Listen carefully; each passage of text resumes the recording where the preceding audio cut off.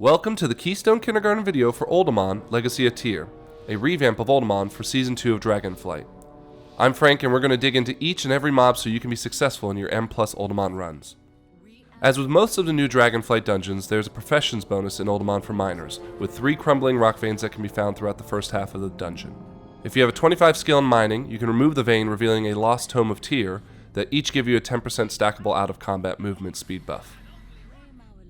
You'll move quickly through the trash of the first boss, but the first mob you may ignore is Scavenging Leaper, which will be renamed as Stone Vault Ambusher by the time you see the second boss. They ambush, leaping to areas and inflicting some damage in a 4-yard area where they land. Just try and spread out in these narrow hallways. Stone Vault Geomancers will cast 2 spells that can be both interrupted. Chain Lightning is the higher priority since it will hit multiple people, and then any available remaining interrupts can be used on Stone Spike, a single target cast. Vicious Basilisk will chomp on the tank, which takes a bleed every second for 9 seconds. Everyone also needs to watch for spiked carapace on the Basilisk. They will reflect some damage back to the player, but can not only be interrupted, but also purged off. Watch out for multi-Basilisk mob pools. A couple of hulking Berserkers will be found at the start of the dungeon, who will attack the tank with the Diseased Bite that reduces movement speed by 30%. They will also cast an AoE stun called Brutal Slam, so just ensure you're watching the brown swirls in these big pools. At 40% health, he will cast Reckless Rage, that increases all nearby units with 20% increased damage done, but also 20% increased damage taken. You may want to soothe this off, but may keep it for the higher damage. Tucked away in the caverns is our first boss, the Lost Dwarves. Because the space is so tight, this will feel very chaotic, but let's start by understanding what each dwarf does while on the ground.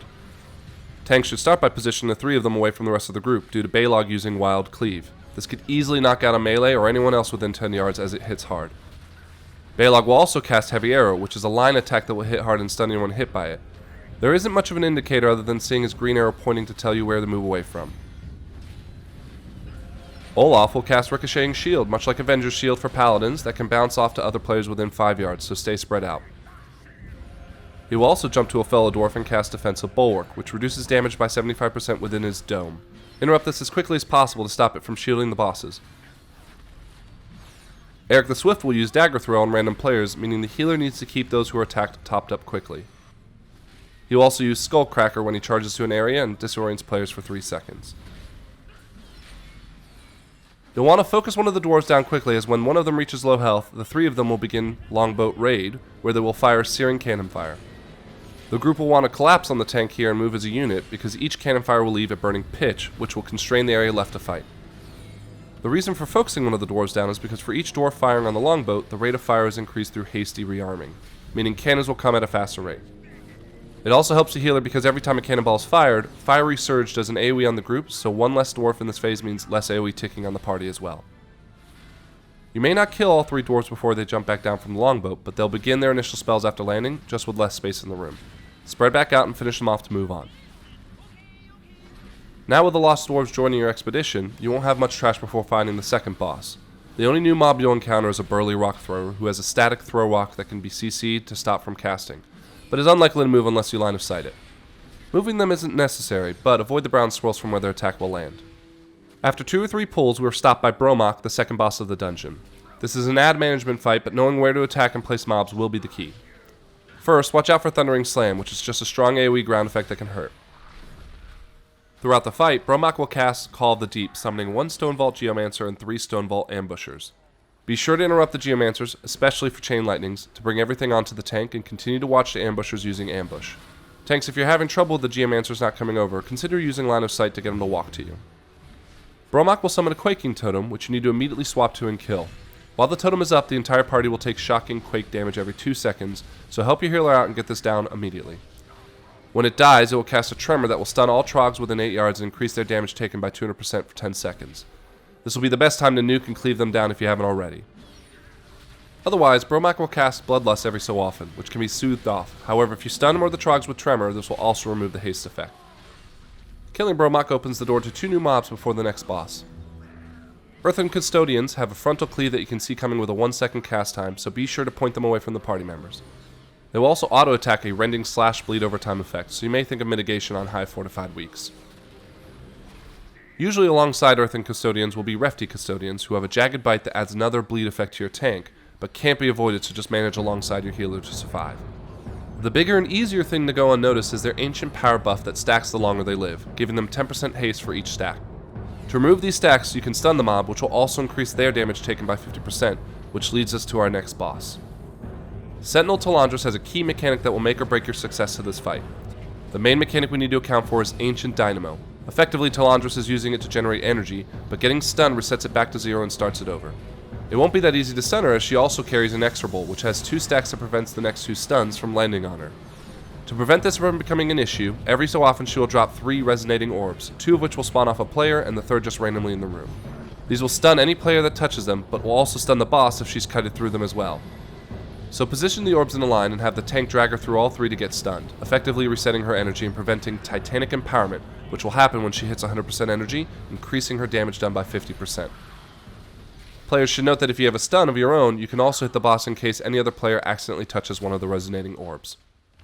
Otherwise, there's a softened Rage of Unrelenting, which increases her damage done every time she casts Titanic Empowerment or she is stunned. So ideally you want to stun her right before she hits 100% energy so she is not to get 2 stacks of Unrelenting.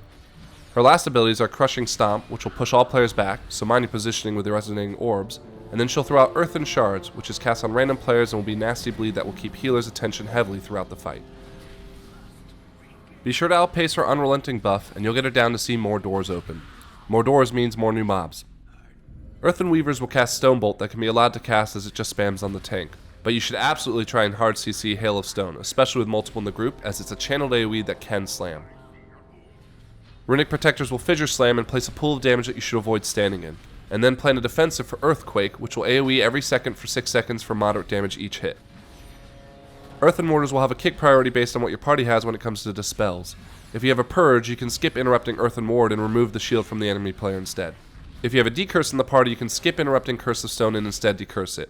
If you don't end up removing this, the player will get trapped in stone, which will be followed by a Stone Eruption that could easily chunk on hierarchies.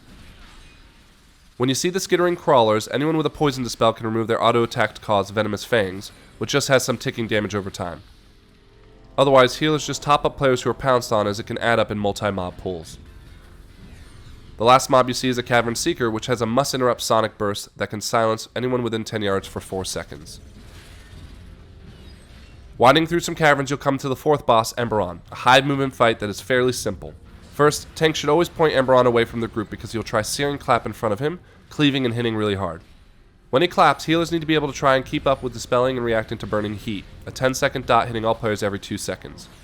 Unstable embers will form around players and erupt within 7 yards for some decent damage, so stay spread out while not stepping in front of the boss. Our big mechanic during this fight will be the Keepers in the room. In Phase 1, he will activate Keepers to provide him power, but where the movement becomes chaotic is the Keepers keep casting Seeking Flame, red orbs that we launch at a random player, and when they hit hard. Once Emberon hits 100 energy, he'll move to the middle of the room and cast Sacred Barrier on himself, making him immune to damage. Be careful not to stand in the area he will go to, because he will have a heat engine that hits hard and pushes you out of the barrier if you're inside it. This is where Phase 2 begins, and everyone should be managing their defensives and healing, while fire waves pulse out every 3 seconds until the barrier is taken down. All 4 keepers need to be destroyed for this barrier to come down, and to make this challenging, a slow sweeping purging flame will be rotating around his barrier and will most likely one-shot on high keys if touched. So rotate around the room, killing off the keepers while avoiding the sweeping flame to end the second phase and return back to Phase 1. Rinse and repeat, and we'll only have one more boss left to fight. We will continue to see Earthen after the boss, starting with an Ebonstone Golem who has a Thunderous Clap, which appears to be a 30-yard AoE that healers should pay attention to. Range may be able to outrange it though. Earthen Guardians have a non-interruptible Blessing of Tear, which will drop a bubble that increases enemy damage by 20% for anyone inside it. Tanks should kite mobs out immediately, and also need to watch out for Bulwark Slam, which will hit hard. After several pulls, we'll see a small RP event to discover the Infinite Dragonflight are in the dungeon, and we'll see 3 types of infinite mobs before reaching the big bad Time Dragon. Infinite Agents will hit the tank with a Time Blade, a semi-strong hit that can slow the tank by 50%, and you can also interrupt Hasten, which will buff the caster with 30% haste and speed. There'll be some infinite whelps that are really just a distraction from the bigger, badder mobs in this area, so just ignore and cleave them and instead focus on Infinite Time Reaver, which has a single aura called Stolen Time. It will constantly stack a haste reduction and damage pulse, which will get out of hand at higher stacks. While it is dispellable, it's very noticeable in the last pull of the dungeon where you have 2 Time Reavers. Just note that if you stun the Time Reaver, the aura stops pulsing, so it could give you enough of a gap to drop everyone's stacks, especially after killing the first of the double pull Time Reavers. The fifth and final boss is a healing intensive fight, so avoid any unnecessary damage to keep things rolling in this otherwise straightforward encounter. Chrono-Lord Deios first has a very dangerous spell called Time Sink, which healers will hate. It attaches to 3 players in the group, and while dispellable, you'll want to be careful removing it too quickly, as once it's removed it will cause time eruption within 8 yards of players affected. You'll want to give this a moment for everyone to spread out. While the healer is trying to manage this debuff, Deios will also wing buff it, which hurts everyone in the group and could possibly throw them back into an Eternity Zone. Eternity Zones spawn from Eternity Orbs, which are thrown out frequently from the boss. Players should also ensure they never stand in front of the tank, as they'll have a frontal sand breath that will follow the tank until the end of its cast. When Deios hits 0 energy, he will intermission into a rewind time flow, which will put strain on your healer with a quick ticking AoE that lasts 12 seconds. To help with this, all Eternity Zones will turn into Temporal Zones, which now give a 50% haste buff to standing in the pool. Deios essentially rewinds the pools in the order they dropped, so try to find a pool that was dropped first so you don't have to keep moving around during this phase.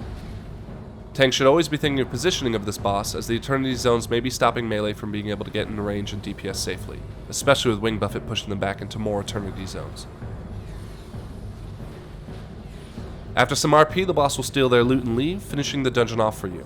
This is Frank with the Mythic Dungeon League. Keep an eye out for more Keystone Kindergartens on Mythic Plus Dungeons, and we'll see you in the next run.